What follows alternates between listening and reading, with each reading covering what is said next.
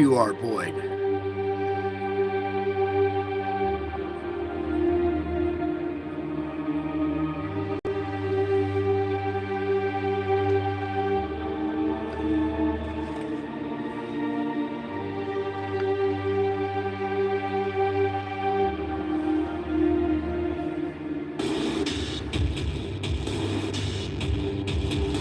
Your backyard creek turned into a raging river. I think that was it, or we got a commercial? That was it. Get this music all finished up. All right. Howdy, folks. Welcome back. I told you I'd be back. Okay, here we are at February 1st, 2024, and here is our solar report for tonight. And I'll let that run for a second, let you guys' trained eye take a peek for yourself before I start pointing stuff out. We'll go through this frame by frame like we always do. Oh, good. I see some people are gathering in the chat there. Welcome, everybody. Thank you for your time. It's important information, and I think you guys are blessed to be here. I'm blessed to have my little family here, so thank you, everybody, for showing up. Now, let's get into it. I hope you guys got refreshments. We got a long show tonight, so whew, here we go. Help me, Lord, with this, please. We're going to catch the first frame, opening frame, back up a little bit. All right, opening frame 024, February 1st, 2024. As we start going through this, you'll see we got this little thing, this little spray coming out over here. And as we continue, we can see the tail end of this event. And then we have this eruption over here.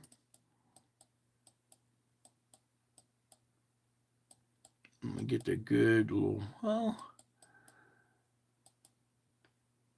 maybe you can see this little thing leaving down here. I'm trying to get the best image of this when we can. Right there's good. You can see this object right here. This is probably the ghost image right behind it here.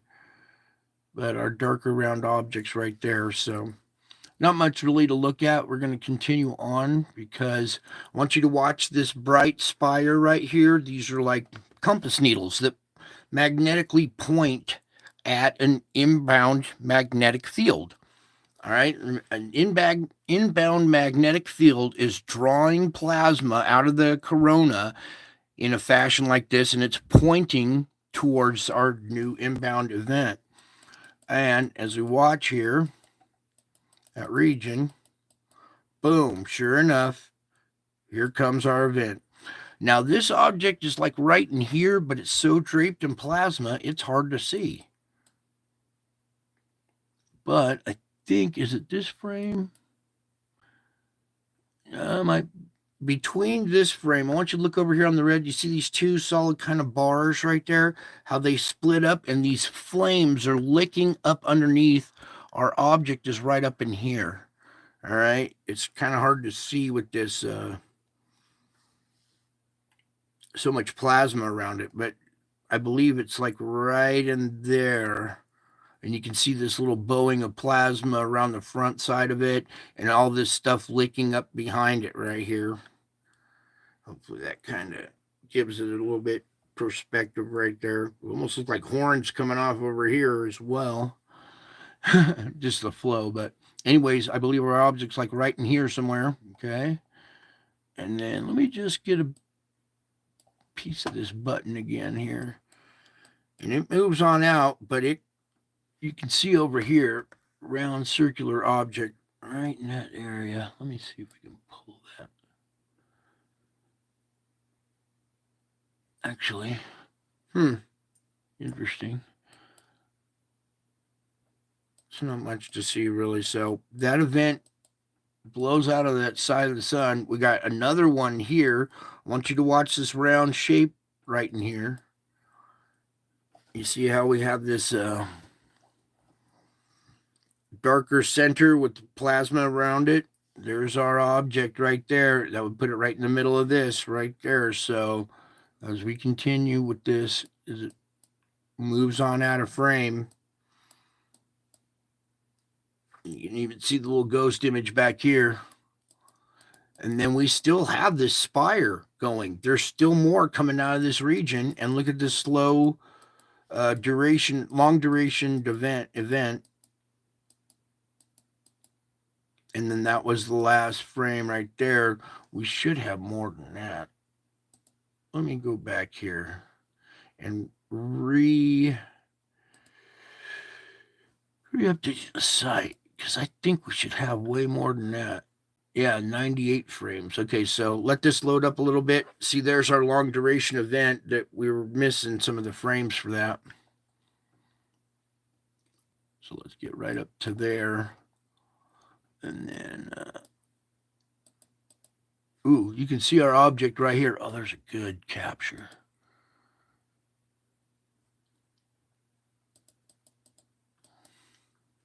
Gee, can you see it? Wow. And you can see the flow going around it right here, streaking around it.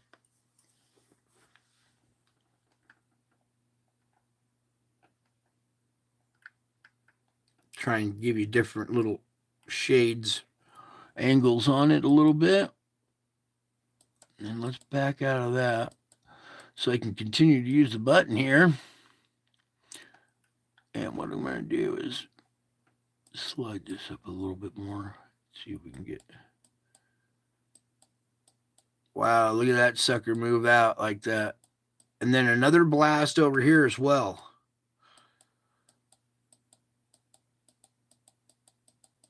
Secondary blast off of there. And then what's going on here? Another one coming off the side at the very closing moments here. 2224. I usually do report a little bit later and we have all the data, but we're going to see another event blow out the side right here too. So hyperactive sun. Let me put this back into motion here. Whoops. Forward, please, not reverse. And then what I want to do is I want to zoom into this little event up here in the corner. Put it right there. Okay, this one. Look at that thing right there.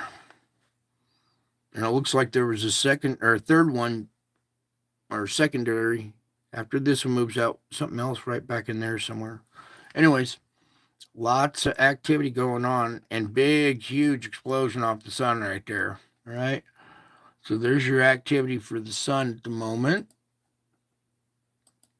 And our objects inducing this kind of activity. Now, one of these CMEs is on its way here. So the good news is we kind of dodged that last one. There was an impact. It just didn't show up as a geomagnetic storm. So we did have an impact from that last one. It was a grazing shot, thankfully. And now we're going to get another grazing shot from, I think it's one of these here. We'll get a little more into it here. Let's come on over here to Solar Ham and let me just make sure that's all good. Okay. All right. There's your GOES X-ray flux for today. Here's our box for today. You can see our main event right there, that secondary one. And then going into tomorrow, we've already had, boom, an M-class, barely an M-class flare, and then another one. Would you guys like to go into the future and see this? No? Well, we're going to do it anyway. Boom. That's the few frames we've got into the second now. All right. So it's probably this event. Wow, look at the tail end of that one. Let's pause this for a second. I want to catch the first frame of this. Look, there's our another object or something there kind of moving out here, this opening frame of the second. See it there? Got this one coming out down below here, something else coming out up here.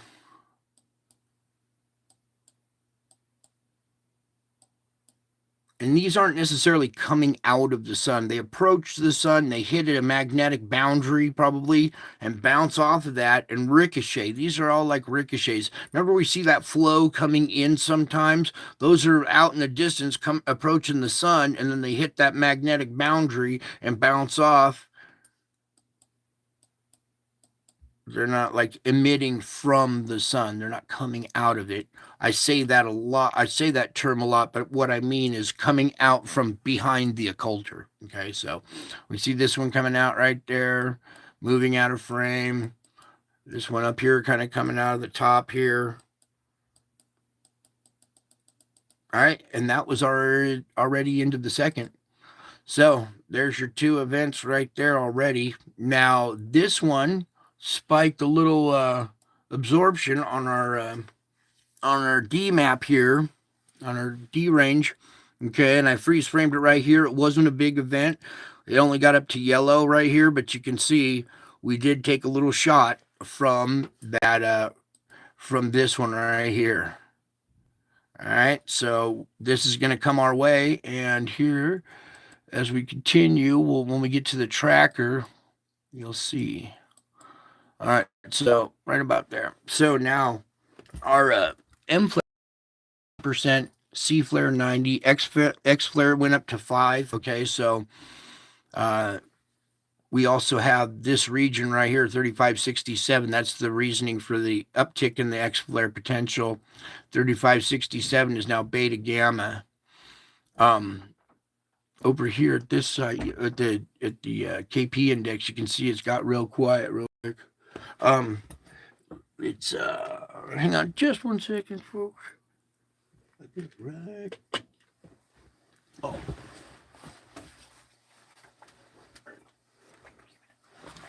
All right. Sorry. All right. Back to where we're no. All right, our KP is way down now. It's less than 1 right here. So the geomagnetic field is really quiet right now. Our auroras are basic green. They're pretty healthy. They're not very dim tonight. Let me kind of dim this to show you that they're pretty vibrant green there without blinding the camera. Hopefully that helps. Maybe for that part, but I still need to see. All right, so this region right here is the 3567 region that's rotating into the Earth strike zone, and I believe that's the one that kicked off that big one that's coming our way. Below is an updated look at the sunspot grouping currently visible. 5 new active regions were numbered today. However, they each appear to be fairly stable for now. The good news is that they are all turning into direct view and will be monitored as they continue. So that was probably written before our blast. But there it is right there. AR 3567. Now let's open up the tracker and get a little bit bigger for you guys. Actually, I should have done it at the other site. But here we go. All right, so you can see here it comes at us. Boom, almost a direct shot. It says glancing blow because it's right on the edge, but this one's kind of heading more directly our way. I have a feeling we'll see a shot on the chin from this one, all right? And this is a big deal. Even though it's a small one, it's a big deal because it's added energy down at the core level. It gets absorbed, and I'm a stickler for absorption, so this is not good. I don't like to see ones coming our direction like this. Hopefully it's not a very strong one. It was a very weak M class, but any kind of little shot across the bow like that is not. We just don't need it right now. That's all. We need to have a release of pressure before we take more shots like this. So what has happened here is our pressure from the first one was something. We did absorb something. We had a slight reaction in the uptick in Hawaii. Now things have receded a little bit. I believe that uptick in Hawaii relieved a lot of the pressure, and we've had drop offs now at other places in pressure and in land deformation at Reykjanes in Iceland.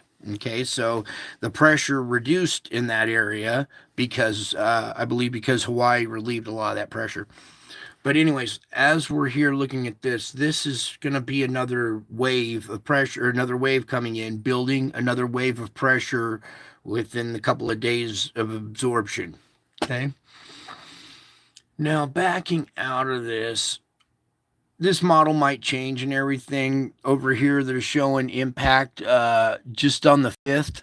So, yeah, it left late on. No, that's on the 2nd. Yeah, so early on the 2nd. So early on the 5th. Yeah, right there. I agree with that probably. So this will probably affect our weather around the 5th and other things as well.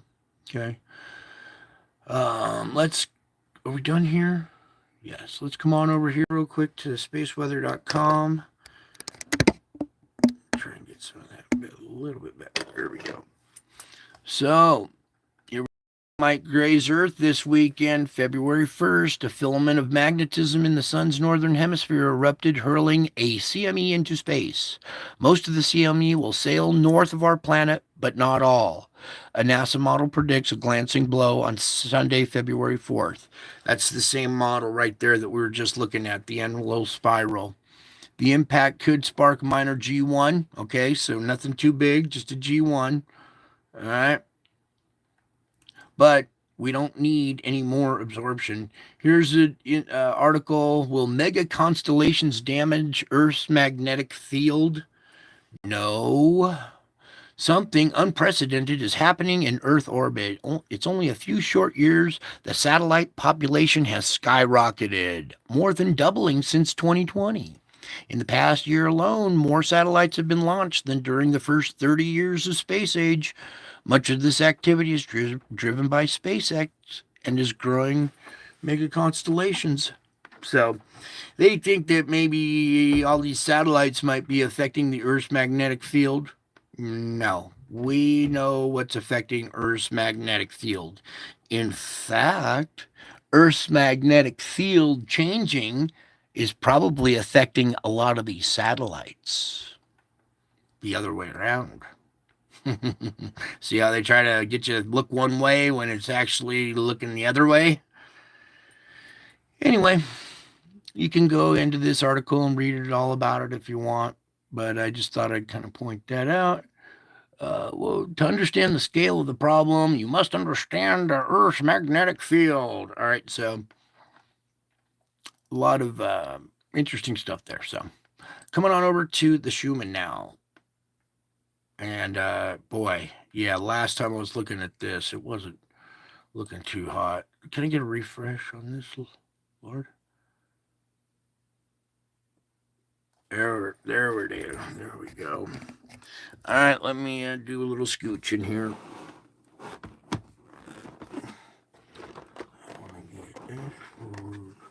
Try not to drink. All right. Hey, we got pretty lucky on the first try. All right, our green line going across here at 7.83 hertz is the one I'm mostly concerned about. As you can see, it was really weak right there for a minute, and then we've had some scraping events since. And got weak. We had this first little pulse. It recovered a little bit, and then we had this scraping session right there. Came out of it pretty weak right here. Started to gain it back. Another scraping, came out weak, and then here we go with this new session. This is your pressure that's built up down below now. The core and the shell are starting to grind at that boundary. All right, and that's going to produce, when it's screeching like this, these high intense energy frequencies. All right, these are the frequencies going down. The white denotes the intensity of these frequencies off to the side, okay? So our 7.83 is getting very intense. So is this region between, well, just below 7.83 from 9 to 15 right there. All right. And then down at this region right here, this is where I believe our crust and our magma region boundary is. We're seeing screeching at that level, even at another barrier way down here. So we are under pressure again. The pressure is reacting and causing our core and our shell, that gyro, that dynamo, to scrape and screech on each other, causing high intense frequencies. It's at these bands right now. All right. So it's okay. We're screeching along. As long as it's not a brownout and a black line like that, at least we still got a strong magnetic field. This is probably wreaking havoc on people's nerves and on your pain and your body and confusion and all kinds of anxiety. All sorts of stuff comes with this because this magnetic field affects the same magnetic field around your body. We all resonate at 7.83, and when there's any kind of change to it, it changes us. It affects us. Okay, so there's your Schumann right there. We're undergoing an event right now. I'll monitor this too, and we'll see what happens out the backside of this, because it'll probably get weak after this event. Okay, we'll have an area where it kind of gets weak and browns out. Hopefully, not too bad. All right, so that's it. Your Schumann for right now. So let's come on now over to Null School. Here. Oh, wait, that's the earthquakes. Where'd my Null School go? Oh, well, maybe it came down. All right, well, anyways, here at these earthquakes, let's see if we can get this just a tad bit better so it doesn't. I want you guys to be able to see the coloration in there. All right, these are current quakes, these ones in red just now or just recently, okay? And this is all of today's activity. I showed you last night the 7-day activity, and now we have whoops, come back here, please. Now we have a pretty healthy region here of activity from today. It basically goes right along this dome area and back out. All right, we look at that area, but mostly right here in this central area. This is where we might see a fissure open up here and a brand new vent open up. If we don't, it's the result of all these quakes, because these quakes have released a lot of energy. All right. It's the magma is boiling up underneath it, is trying to break the surface. There's there's no perforation here for it to come through, so it's going to find its weakest spot, and if the pressure continues, then it will pop. But I saw a decline in pressure at other volcanoes, so this is still kind of going active. I was expecting to see a fall off of quake activity here, but for right now, this still seems to be our central point of our new weak spot that is distributing energy. See, here it goes again. It's starting to go off again. The reason why this is starting to erupt again, or not erupt again, but this activity is picking up. See all the red ones just recently, is because now we're grinding. That pressure is built up now. Our earthquakes are going to, or the volcanoes and earthquakes are going to uptick. Just when we thought we were going to have this relief of pressure, like at Iceland and everything, here we go again with pressure down below causing scraping again. So we have pressure built up again. Watch out for more earthquakes and a pickup in, this activity here at Hawaii, especially. We might even see our eruption finally now with the pressure building. Okay. That's why we need the Null School map. So let me get back here and pull up a Null School real quick. For some reason, I think it may have gotten knocked off of here. Please, Lord, for null school. Oh, wow.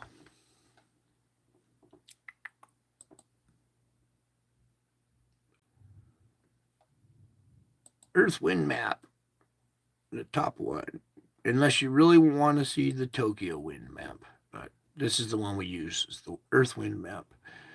Come on, Lord, let this load up, please. All right, well, come on. This is why we needed this instrument loaded up before, so it doesn't jam up a show. Come on now. Well, since it's not gonna work, I'm gonna try to X out of it here. Thank you for hanging in there for a second here while we fight this. I should have just left it alone. And if we continue to have troubles, maybe I will just... No, there we go. We got rid of it.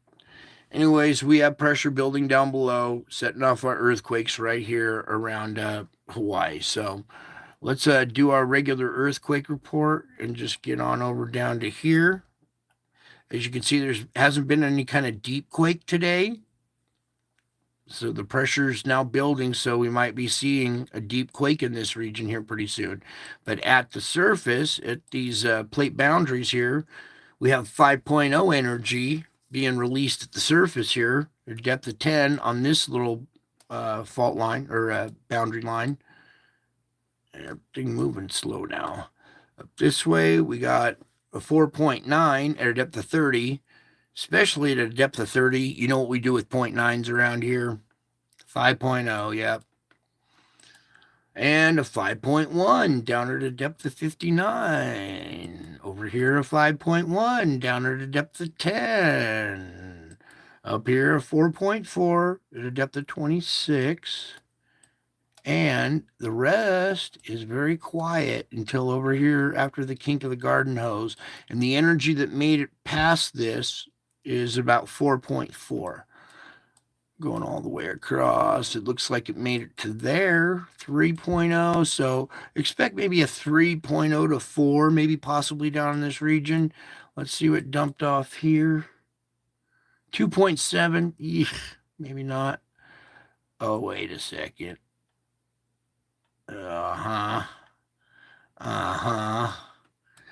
Yeah, here's our dump off right here. This is right on the San Andreas, just off of it, with a 3.3. There we go. Another 3.3, as well as 3.3s. Then a 2.8, come on, give me this one now, 2.6. And another 2.8. So we have us a new little region right here. And as I pull back, I want you to see this plate boundary line. See the red line right here? That's the San Andreas. This is just right next to the San Andreas right here. A new little weak zone here in California to watch out for. So this energy that I was expecting to, pop off maybe here or here, maybe right here by the land, looks to have actually shunted a little further down and set off a little quake swarm of 3s down here. So we'll have to watch that region for a little bit there. Texas still kind of acting up now with this new pressure. We just got a recent quake here of 2.6. The weak spot there. Ooh, a little rare one up here, 3.2 up in Huntington, Canada. And that's at a depth of 7.4. It's a pretty shallow one.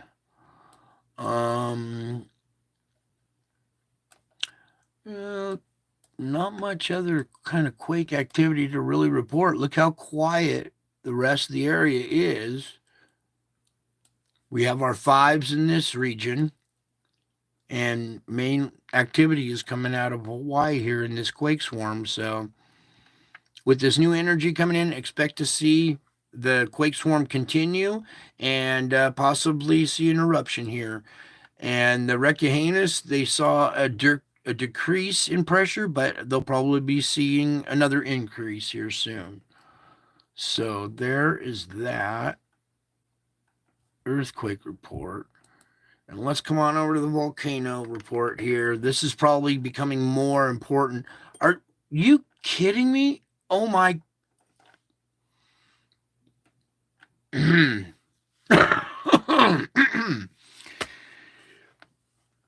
Let's back out of this and see if we can refresh this site there.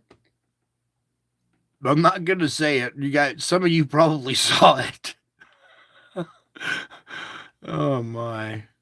Come on, Lord. Can we please just have today's the 24th? No, the second here.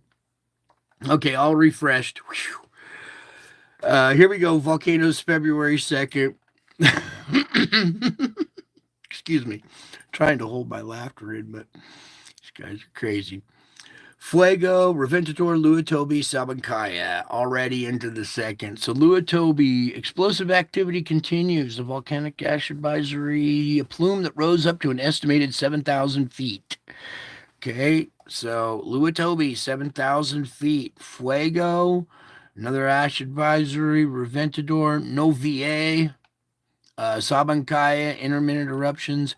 Okay, now to the first. Ah! Okay, here we go with Reykjanes. I hope you guys are laughing with me. Okay. Reykjanes, based on the latest data, scientists from the Icelandic Meteorological Office and the University of Iceland concluded that a new eruption in the Svargenski region of the southern peninsula is becoming more and more likely. According to their data, approximately 6.5 million cubic meters of magma has accumulated beneath the area as of February 1st, today. And the volume of magma will soon reach the same level as during the January event. Hear that? The volume of the magma will soon reach the same level. So that means we're about to have another eruption. Therefore, the timescale of the next eruption could be within 2 weeks or possibly days. All right, well, that all depends on the activity on the sun and what we get hit with, right? And we just had one shoot off heading our way. I bet you it'll probably be enough. Once we absorb it, we might see a little lull until we absorb that all the way down to the core and you see the reaction reach all the way back up to the surface. But in like the next coming couple of days, we're probably going to see an eruption there. All right.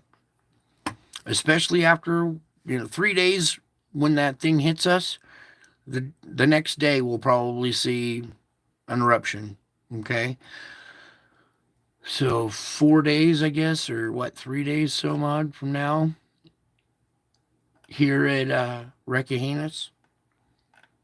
All right, so Ebu, stronger than usual explosions continue to be observed from the cinder cone. At midnight last night, a tall, dense gray ash column reached 10,800 feet.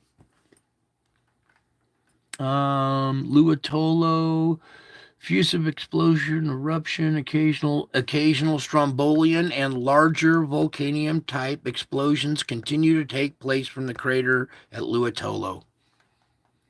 Semeru,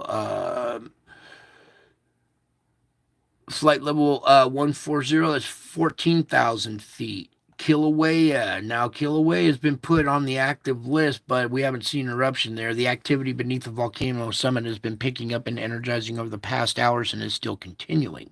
The summit area is being pressurized. The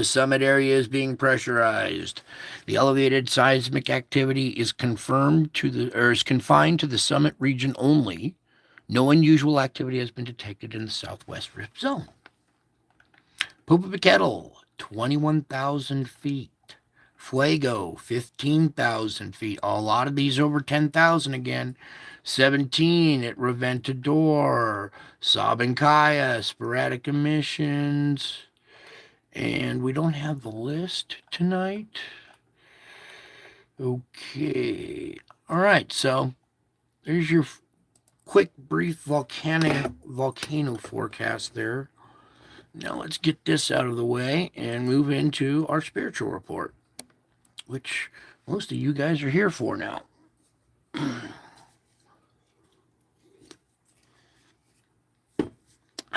Alrighty. Let this loop play real quick. Try and squeeze that little bar in there so you know how far along we are. Yeah, there's a little event right there. Wild weather, possibly next week down there. Okay.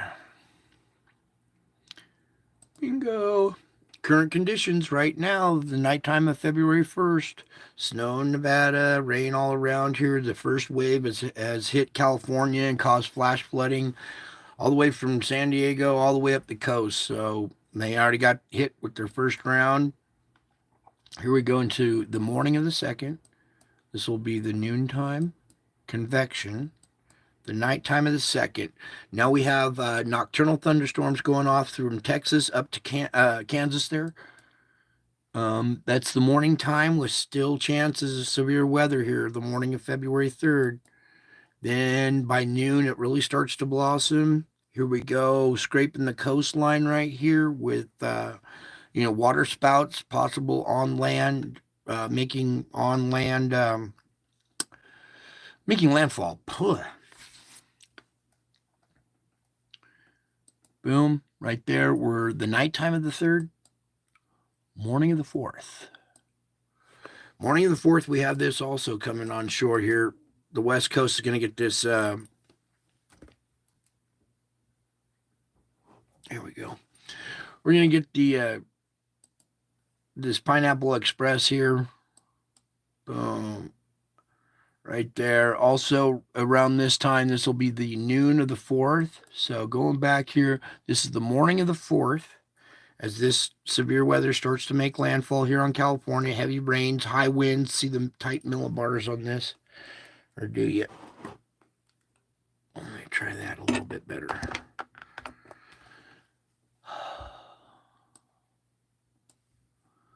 Then as we go, this will be the noontime.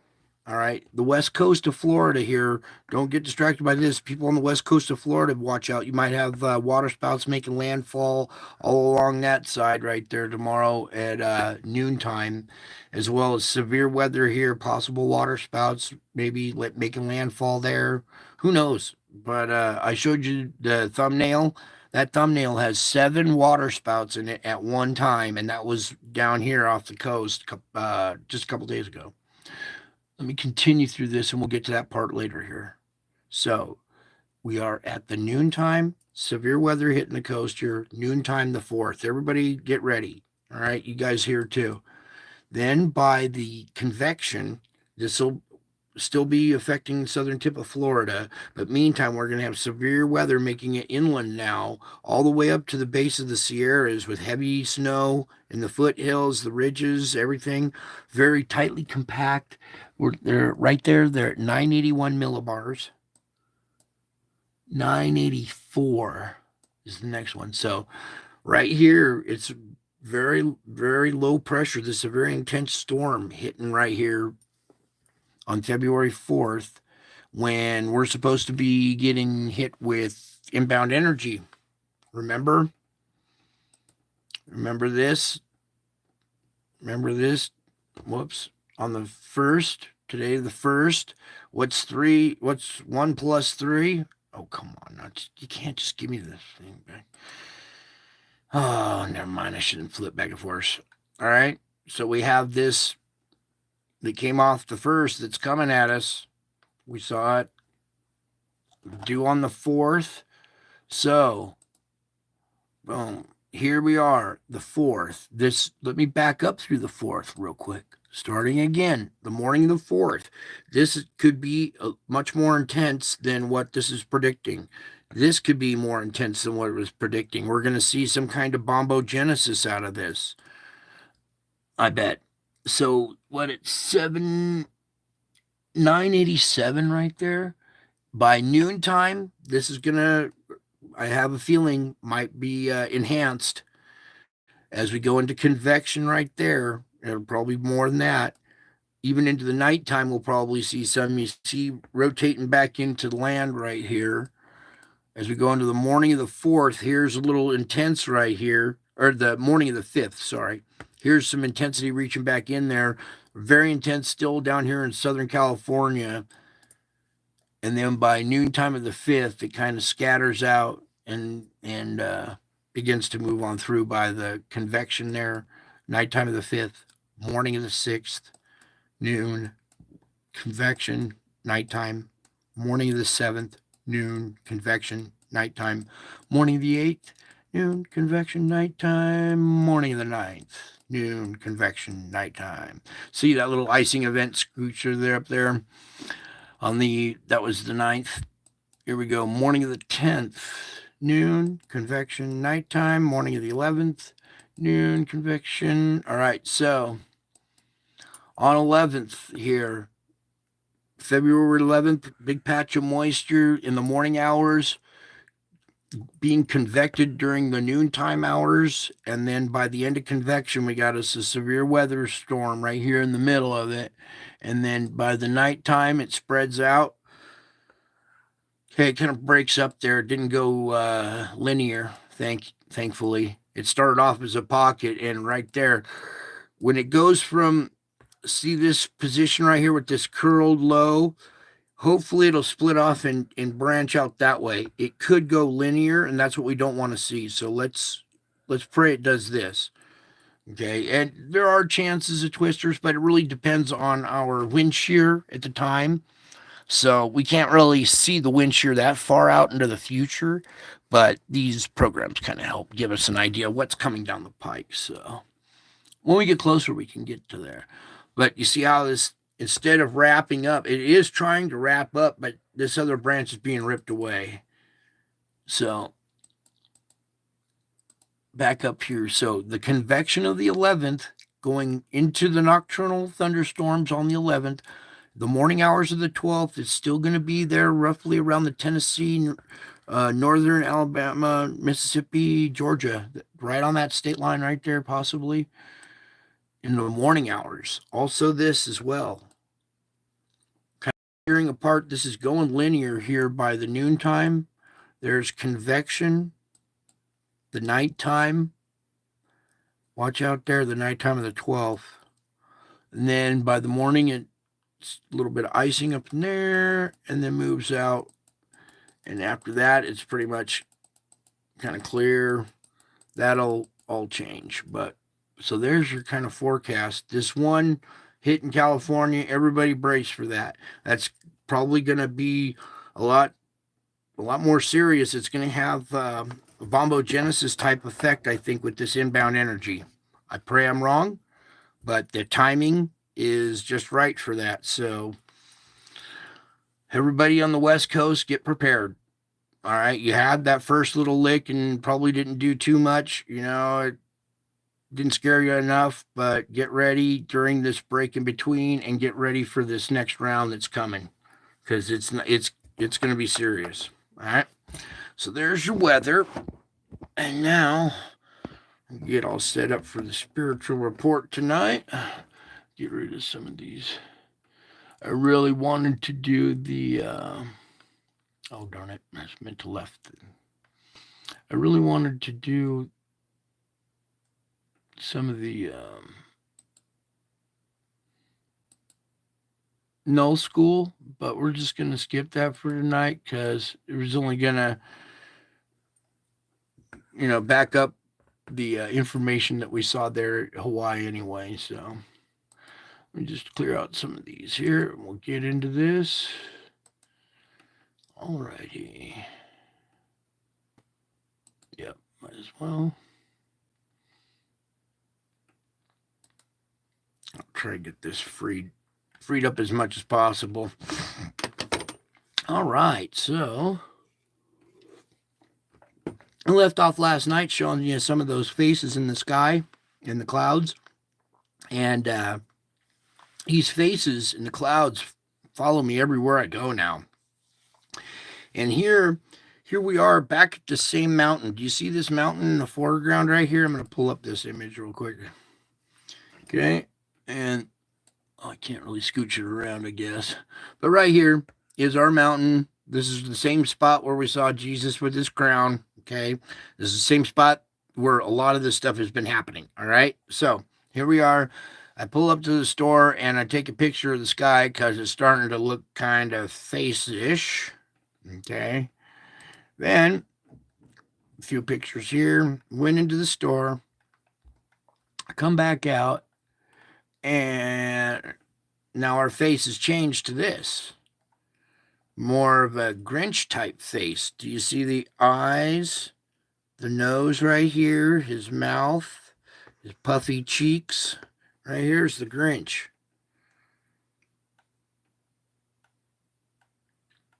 And I start squeezing off as many pictures as I can of the Grinch there over our mountain. All right.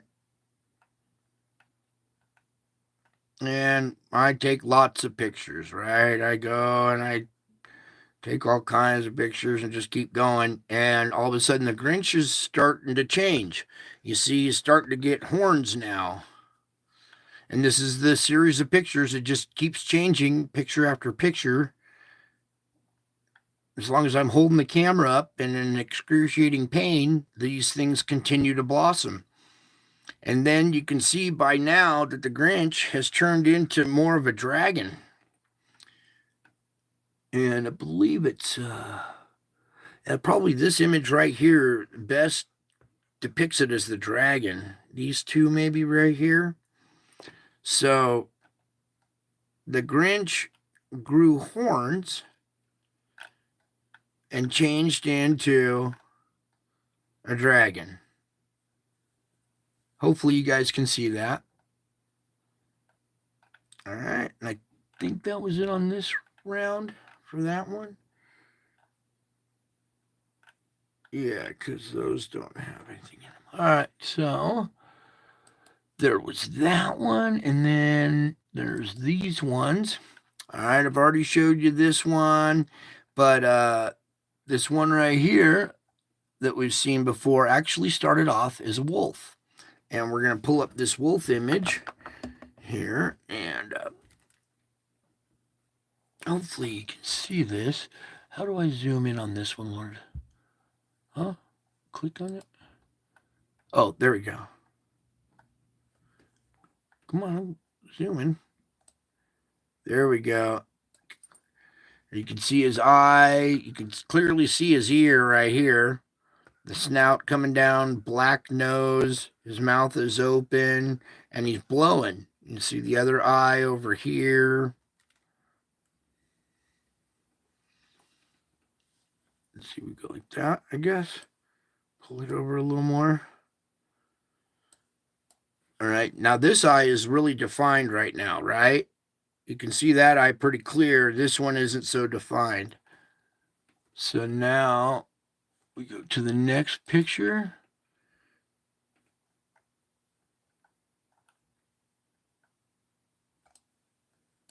See his mouth down here is open. He's huffing and puffing. Okay. Then, let me pull back again. It keeps kind of changing. It keeps morphing. This eye is starting to get weaker. It's still there.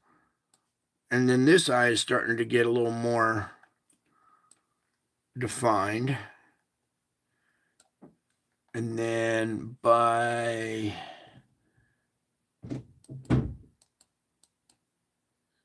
wait, that was it. All right, so by right here, we finally have this face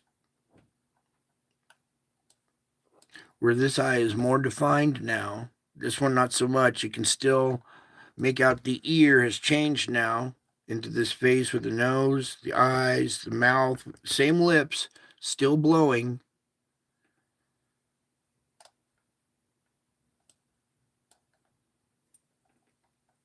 All right.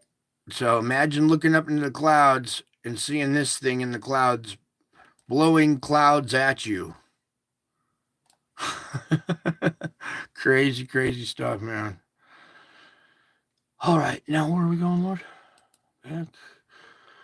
Okay. Now, this one is interesting here. Let's pull up this one and just captured this guy.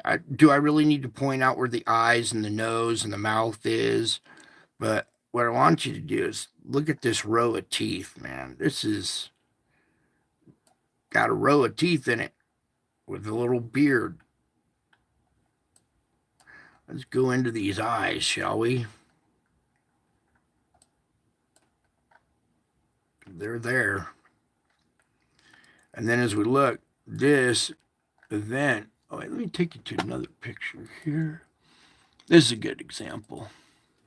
You can see that this face has dropped down from the other layer of clouds. All right, there's a layer of clouds way up here, and you can see that this face has descended down out of the clouds. It's a cloud face itself that has descended down out of the clouds. And it's similar to the other face with the big ears. Okay.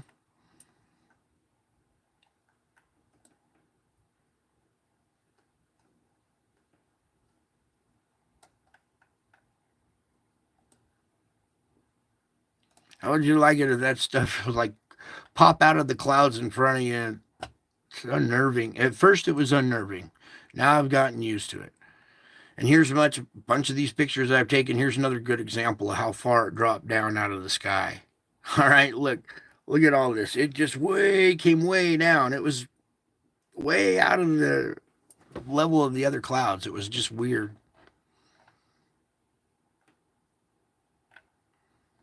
All right, so there's that one. Then there was this little guy kind of looking like the little creature that sits on Jabba's lap. But here's an eye, cat eye type. Another eye over here. Here's his eyebrows coming up and his nose coming out. And he's got a little frown on him right here. So there's that one. And it's got like 4 or 5, 10 pictures of that. And some of these I put into the flip book, and you'll see that here soon. And then what was...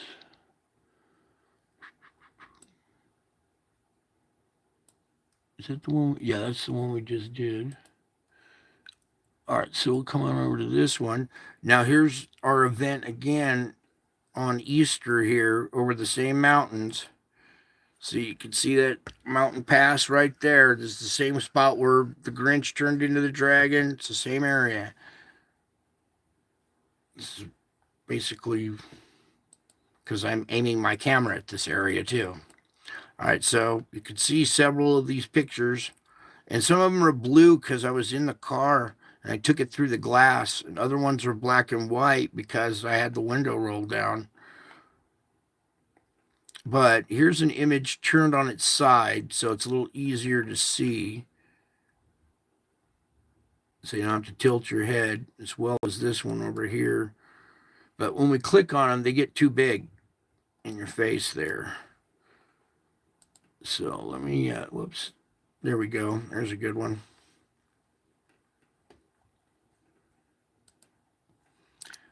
So that was some of those images of that day. There was another event going on the other part of the sky, and I kept turning to capture it. And when I turned back, this had turned into the lion face here now. You can see this lion face one.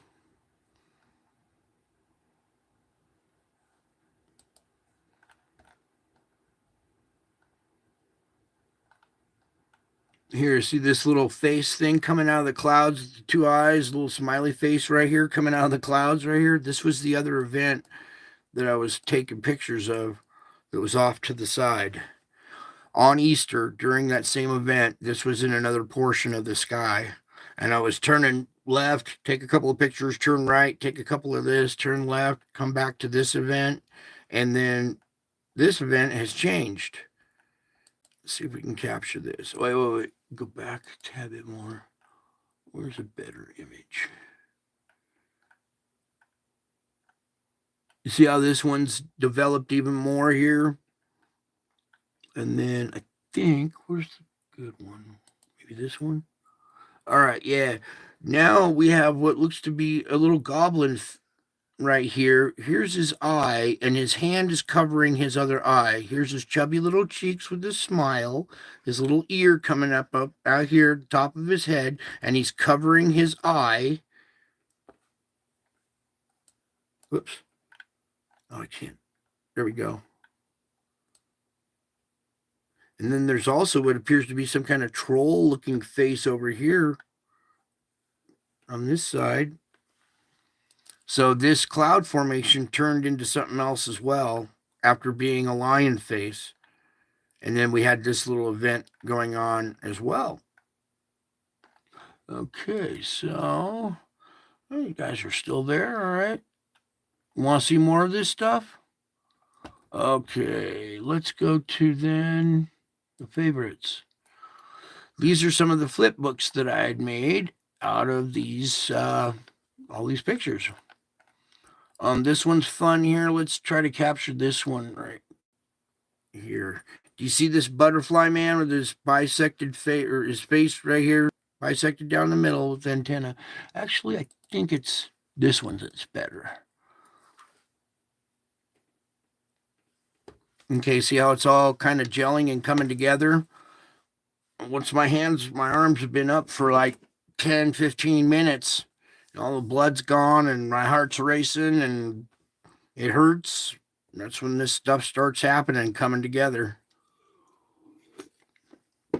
In this case, it did. And then this is another one here. Similar to that character holding his hand over one eye. Some kind of bird with a beak right here. Here's one eye, and here's his other eye. It's under there. Can we zoom in on this? Oh, too bad. But yeah, you can kind of make it out in there. You can see his little eye under there. All right, so all that stuff. This one's interesting. Let's go to this one. This appears to be the 12 birth. And here we have, it's kind of cartoonish. Don't ask me why. Just, it is what it is. Let me see if I can get this propped up just a tad more.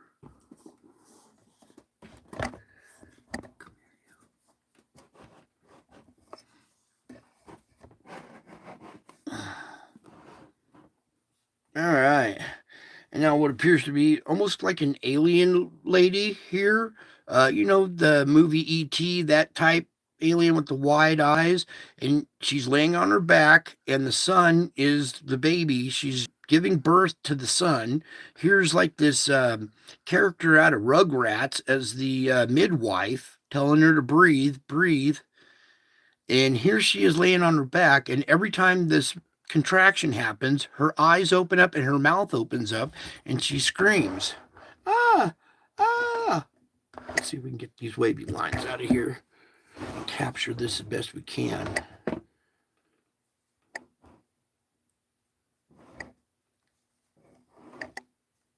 All right. And what was interesting is how the sun was used as the sun.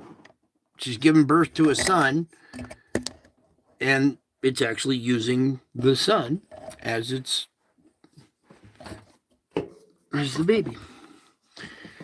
Anyways, that was one that was captured there.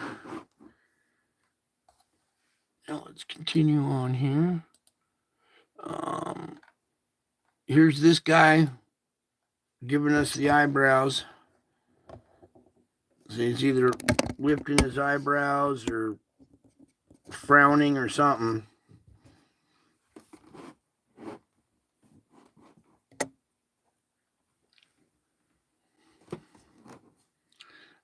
I think that's a little bit better. All right, so hopefully you guys are seeing these. I tried to do one of the Grinch turning into the dragon, but it didn't turn out as well. No, that's not it. Like one of those. Anyways, here, where is it? Right here. Is this one? Yeah. Here's the one that we're used to seeing. And not the video off of YouTube. This is the real raw images, all from the photo bank there, all stacked together in a flip book. There we go. Now you see how we've gotten to this point, kind of. All right. Oh no, there was others. Leave that there and go where? Oh, okay. So coming over to this image now, this is from World of Signs, one of my favorite channels. Go over there, hit her community page. She's got all kinds of good, or she got all kind. They have all kinds of good pictures up there. Okay, and in this one, I wish I could zoom. Oh, that's right. We have 7 water spouts. I'm gonna try to zoom in here so you can see them all. Maybe one more time. Do we get one more out of this? Nope. So that's the largest I get. Good enough. Still see it. I'm going to zoom in a little bit here. Oh, wait, we just had got all the lines, man. There we go. And then you can come over to this image too and check this out. But I'm trying to get it just right so we can count these. Because in the background here, please, Lord, somewhere where it's nice, where we can see without all the wavy lines I had just a minute ago. All right. Fine, be that way. Anyways, in the background, you can see this first long one coming down, but then there's a second little black one about to erupt from the clouds back there. Do you see that secondary one? And then there's this one that's establishing, and this one. So right here, you have 4 of them. 1, 2, 3, 4. Here's twins or sisters right next to each other. And then we have the closest one right here in the foreground. So that's a total of 7 spouts. That's God right there. He used that number 7. He likes that number. That's an indication it's him. Especially the weather. You know, he controls the weather. So there you go. Beautiful image. 7 water spouts. Come on over here. You can click on it and look at it a little bit better than my sloppy little job here. But that's along the Gulf Coast, Gulf of Mexico, January 29th, 2024. Just a couple of days ago, we had 7 water spouts out in the Gulf of Mexico. Remember I was showing you the weather report? Watch out for something like this happening again. All right, because it was all skirting the Gulf Coast. We could have a series of water spouts all line up, or, you know, have sisters or 2 or 3 way out in the distance. Something like this could possibly happen again. Okay, because it already happened once. So quite the image there. That's 7. I'll let you kind of look at it a little bit. There's one and another one right next to it. So those are 2 right here. And then this one is a 3rd, a 4th, 5th, 6th, and 7. So yay, 7 spouts. That's God showing you, hey, I'm using the weather. I'm working with the weather. Okay, so now where are we going? Not back to this? Yeah, we were here. Oh. Let's come on over to my channel real quick here. Ding, ding. Just because I didn't want you to see some of the other stuff there. All right, so now we're talking about those faces in the clouds, right? So, whoops, I need to type this one in. Star Wars. Okay. Oh, no, that was the one I wanted. Go back. Click on the wrong thing. There we go. And after our ad, probably James Cameron's Film School. Really, James? I could probably, if I had all your cameras, I could do better. All right, anyways, here we go with this. There's the Death Star showing up in the clouds. But what I wanted you to see here was Yoda. Oh, and another ad. You guys are so patient. You guys are enjoying these rude interruptions ads too. It's so good. All right, let me play this little ditty for you. Every day, because I've been seeing these events unfold in the sky every day now, so I've been getting lots of pictures and not even enough time to process them yet, but here we go. So this one I saw unfolding when I was driving, and I couldn't take a picture until I got to this stoplight. So I squeezed off as many pictures as I could at this stoplight, and we're gonna start zooming in, pulling it over a little bit, and maybe some of you see it now. All right, there's Yoda in the sky right there. Let me kind of tone it down a little bit there so you can see it a little bit better. And here's his eye, and here's his other eye, and his ear coming out. There's his puffy little cheeks right here, his stubby little nose, and his stubby little chin right here, and his mouth would be right there. Here's his dome head with all the wrinkles in it and everything, his other ear coming out here. So right here is the face of Yoda in the sky, all right? Ascended Masters watching me, following me, and studying everywhere I go, every move I make, everything I do. Ascended Masters like Yoda. But there's Yoda in the sky right there. Yes. And this is like one of these pictures that's multi-dimensional too. Pull away.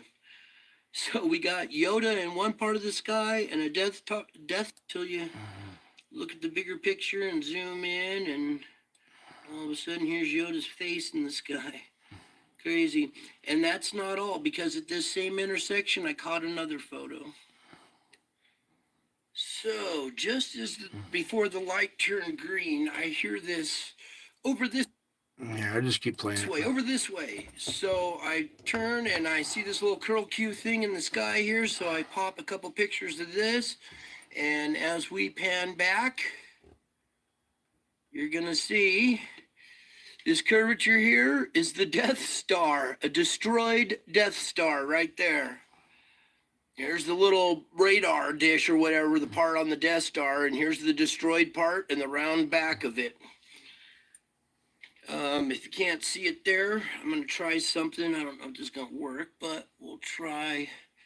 Just because at this same intersection, I turn and I see this little curl Q thing in the sky. See if I can capture this one part. A couple pictures of this, and as we pan back, there we go, right there. Maybe you can see a little bit better the back side of it coming around, destroyed from the bottom part up to like the hemisphere or to the equator, and then the top part all devastated on the back side. So that showing up, maybe a symbol of death of the empire. You know, the empire that's ruling over us right now gets destroyed.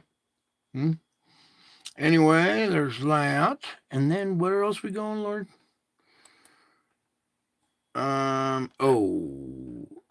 We have visitors.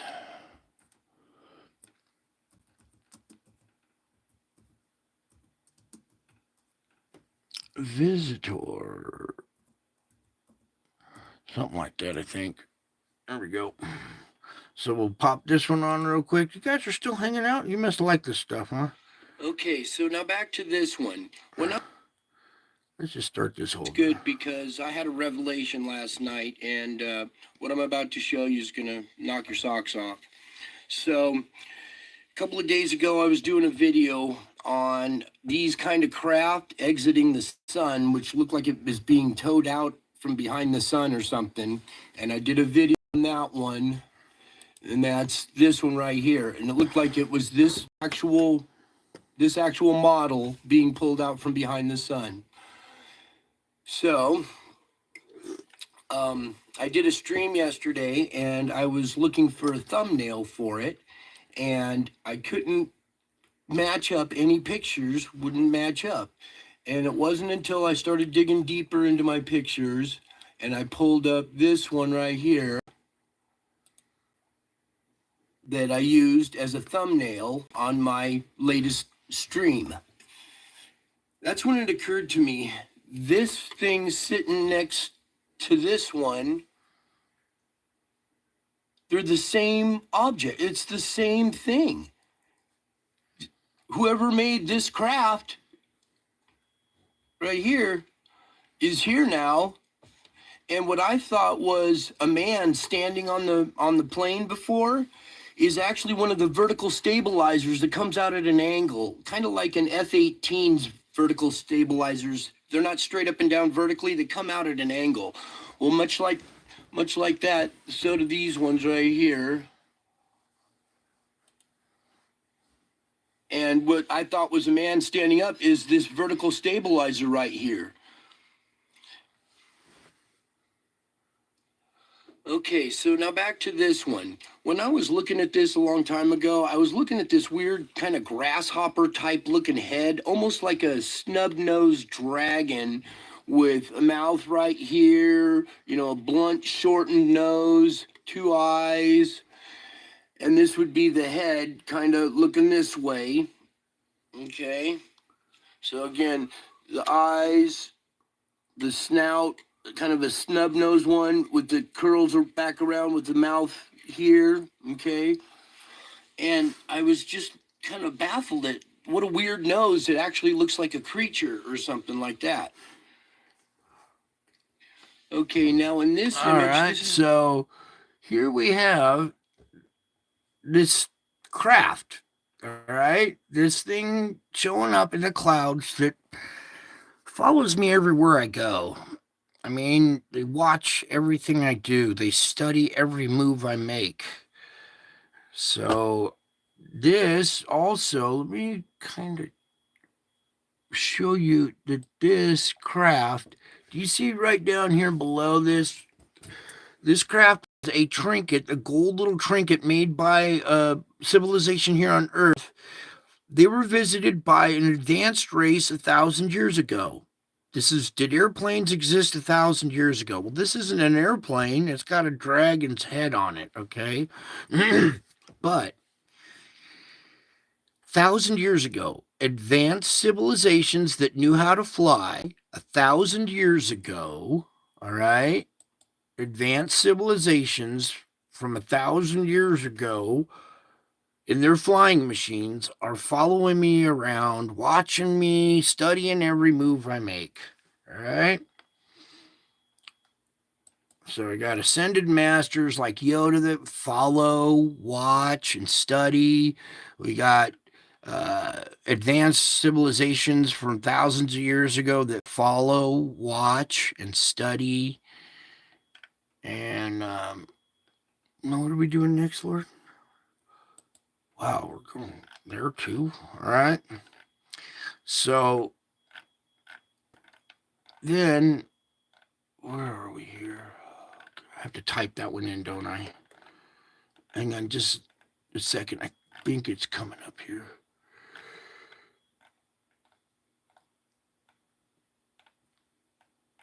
Hang on just a second. And then not only that, I have these UFOs that follow me everywhere I go and watch, follow, and study everything I do now. Is that it right there? Yeah, that's the one.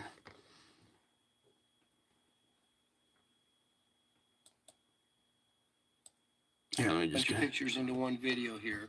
Can you see this eye in the clouds? This face forming right here? And I was looking at this spiral cloud and snapping pictures of that, but something else appeared in this picture, and I'm gonna pull over to this little object that's hovering over the mountain here.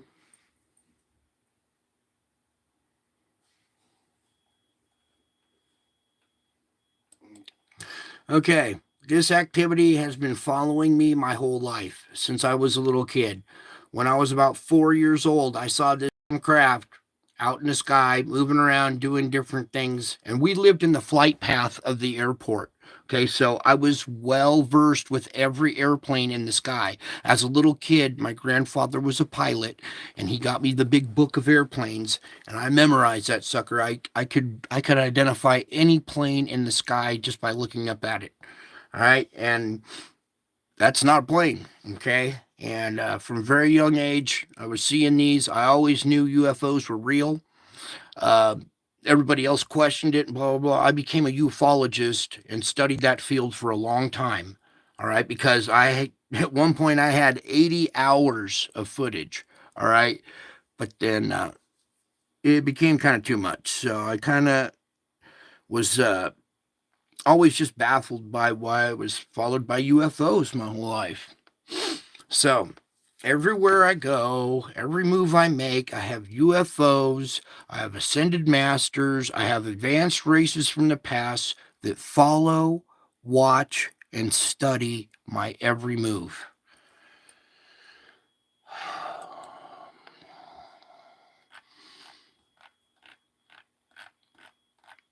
Then,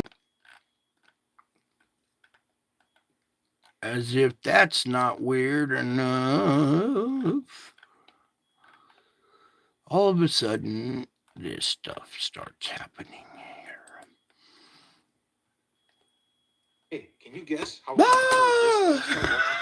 last year I made pretty scary stuff, huh? Oh, I love how it jams up too to where you can't skip. Yeah, perfect. There we go. Howdy, folks. Welcome back. So, snapping some pictures of the clouds yesterday, and I noticed something forming in the clouds. What looked like a face over here. And I'm going to start zooming in on this face because it's a real face. And if you look back behind it here, let's zoom in just a little bit. You'll notice that back behind here, this face is being projected by Jesus's heart right here. You can see it radiating out. Here's Jesus's face. He's pulling open his shirt, exposing his heart. His heart's radiating out this image in the sky. See his face here? And there's a crown right here. Also in the etherical, in black, there's another crown right here. Anyways, I just wanted to show you this picture.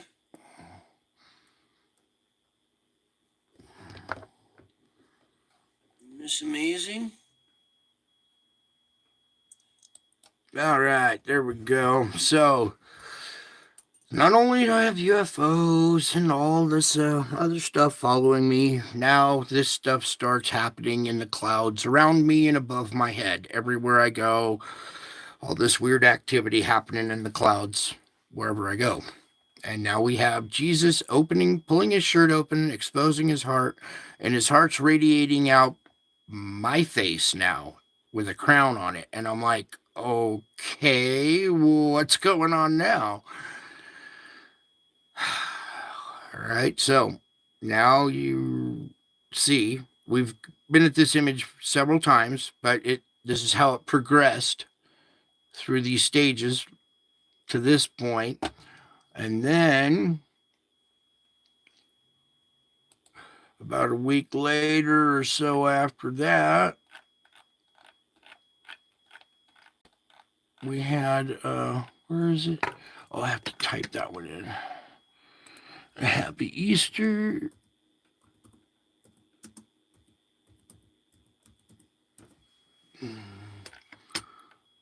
This one right here. Now, this is an image that my son took. See a darker black circle, a stellar core, something. All right, now. Pan back. You can see the red iron oxide that's trailing as this thing moves in.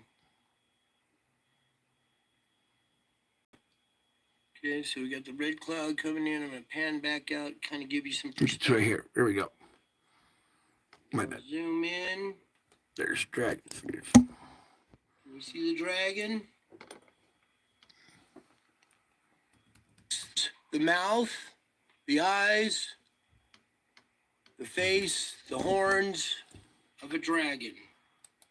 All right, right there. Hopefully you could see it. An eye, his nose, nostrils here, His mouth open and his teeth, horns coming up here. You can see the flange around the side right here. All right.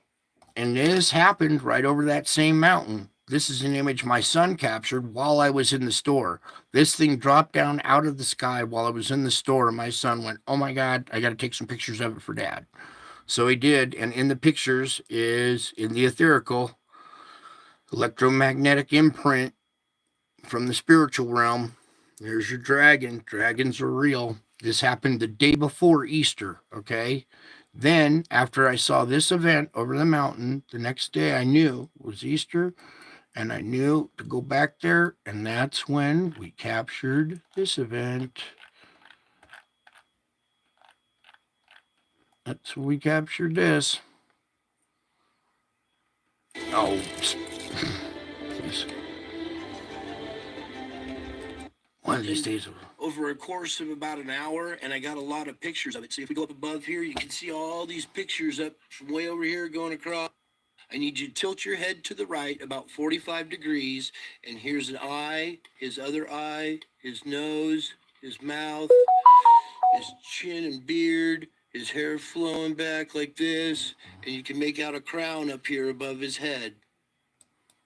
All right. One more time. The crown is hovering over his head. There seems to be almost a little Trying to get to the zoom part here. There it is. And once you see that image, then we can zoom in just a little bit tighter. There you go. All right, there we go. So that's how we've progressed up to this point to where this image happened now. Okay, now this stuff follows me everywhere I go. Pretty crazy stuff. Ever since September 10th of 2017, my life has been violently turned in a 180. So there's that image. Now, are we going to read now to this, Lord? Are we moving on still?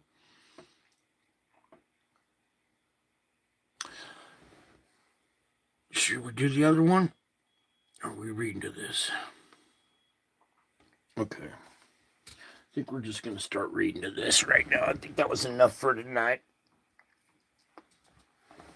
Now let's get into this reading. I know you guys have been waiting a while for this too, so some of you guys. Okay.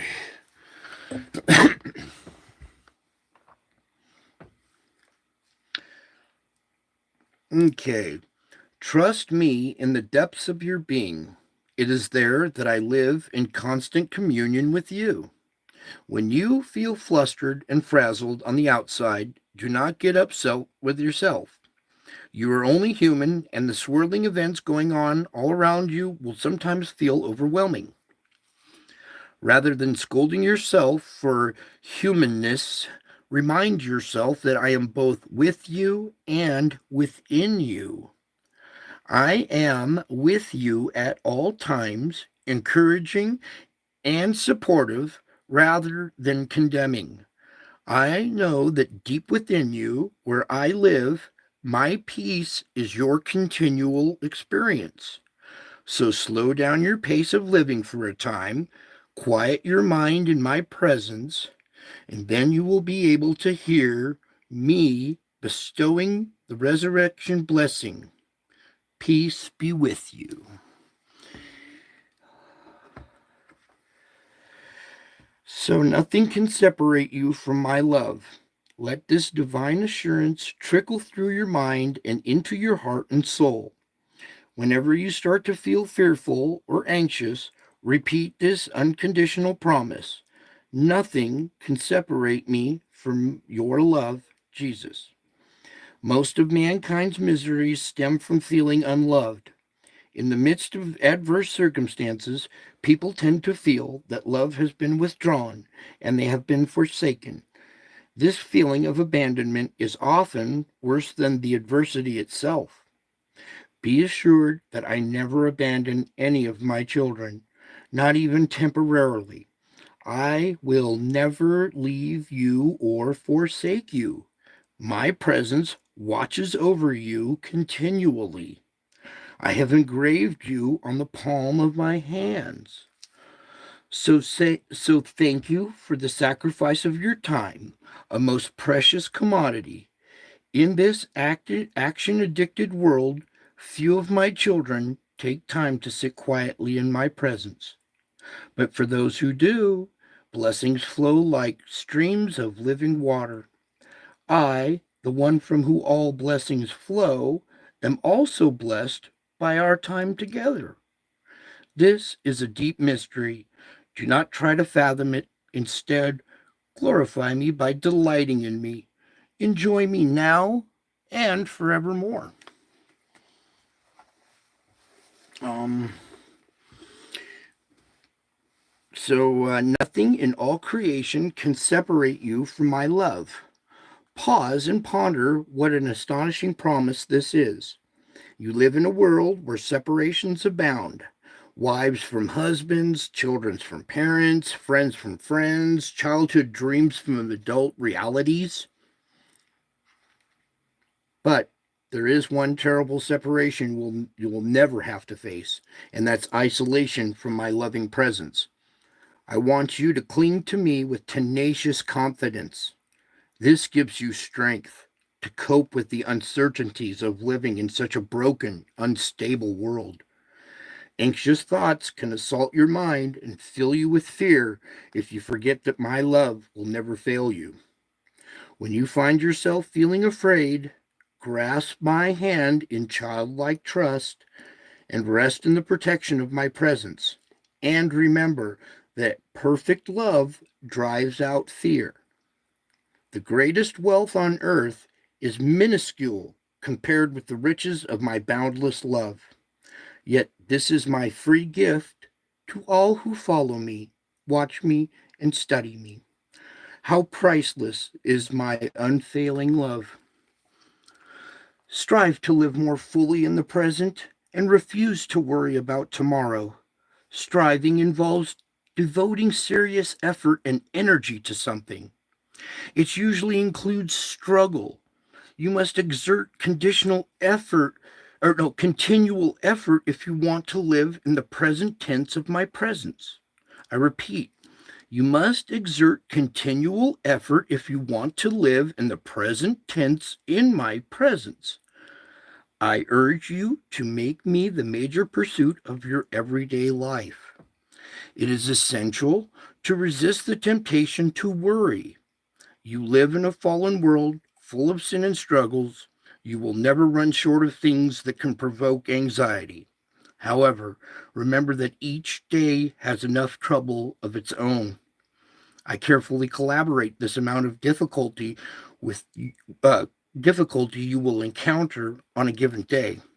I carefully calibrate the amount of difficulty you will encounter on a given day. I know exactly how much you can handle with my help, and I am always near, ready to strengthen, encourage, and comfort you. So, pursuing a close walk with me is the best way to live in the present. Keep bringing your thoughts back to me whenever they wander. Return to me joyfully, beloved, and I will take great delight in you and rejoice over you with singing. All right. Now, for the notes, you guys stick around for the notes too. This is one that might make you laugh a little bit here first. The good news and the bad news, okay? So it goes like this. This is a tale of the captain, kind of. Now we're talking about like a Viking ship with the oars on both sides, and there's a crew of oarmen that all row, and there's a drummer that keeps cadence to the rowing of the boat, right? So you guys visualize this boat. You understand what I'm talking about. There's the cadence guy, and he keeps the guys rowing in rhythm, especially for different sea conditions too as well. Well, one night the boat goes through a storm, and it's been this collaborative team effort to keep the boat, upright through the night in a violent storm. 4 strokes on this side, 4 strokes on that side, 2 now, 2 on front, 2 in the back. So very, very complicated system overnight in the dark fighting this storm. The next day, They wake into calm seas. It's a nice sunny day. Everybody kind of wakes up, and the drummer says, "Well, gentlemen, I've got some good news and I've got some bad news." He says the good news is every single man is going to get a double portion of rum today. And they all start cheering. They're like, "How, all right, a double portion? No way, all right." He says, "Yeah, but the bad news is the captain wants to water ski." So not only had they been through adversity and overcome it and had to, the break in between, here comes the captain now wants to learn how to water ski, barefoot water ski. He kind of wants to walk on water type thing. So much like that crew, even though you're exhausted from the storm the night before and it looks like you're about to have calm and a double portion of rum that day, careful because the captain might want to water ski that day. All right. So in that tale is the little lesson of overcoming adversity. And sure enough, the captain got up that day and barefoot water skiing, and everybody got a triple portion the next day. But that little tale just kind of reminded me of the good news and the bad news. And even though sometimes, the bad news, it can be turned around for good if looked at in the proper perspective. So, I think that was it. Is that all the notes? Yeah. So in there lies a clean joke as well. Captain wants to water ski, or actually the captain wants to try wakeboarding now. So you can just imagine it. Row, row, row. Stop, stop. He fell down. All right, now row, row, row. So anyways, just to give you guys a little uplift and keep you laughing, because that's your strength, is your joy. The moment they take your joy away, you're going to lose your strength. So hold on to this tight. That's your foundation right there. And I think that's it for tonight. I sure love you all, and I sure miss you guys. And until my next show, I'll be back. Oh, whoa, whoa, what? Did you see that? It tried to black out. Oh, what are you doing? It's trying to cut out my last little line. Wow. Come back here, you. All right. Anyways, I hope you enjoyed the show. Share it with others. You see the blessing that happens to you, me, and them as well. Win, win, win. I love you all and miss you all. Until my next show, I'll be back. Can't you tell? I'm already back.